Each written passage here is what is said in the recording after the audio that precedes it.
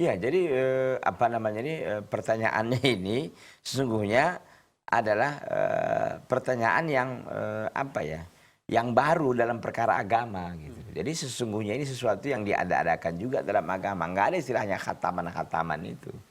Ya khatam-khatam sendiri aja gitu. Apalagi dikhususkan sebelum akad begitu Sebelum ya, Ustaz. akad juga lagi gitu kan. Ini nggak ada yang seperti ini gitu. Inilah masyarakat kita ini kadang-kadang apa ya, terlalu terlalu kreatif gitu dalam perkara-perkara yang seperti ini gitu kan, yang nggak ada sunnahnya dilakukan gitu.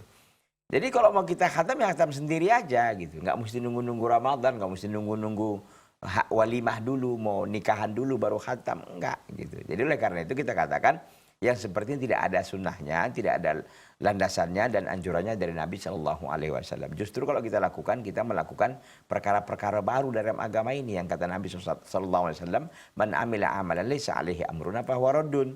Saya beramal sebuah amalan yang tidak ada perkara kami di situ, maka dia tertolak. Gitu. Jadi oleh karena itu amalan seperti ini tidak ada dari sunnah Nabi Shallallahu Alaihi Wasallam. Ya jika memungkinkan ya jangan dilakukan.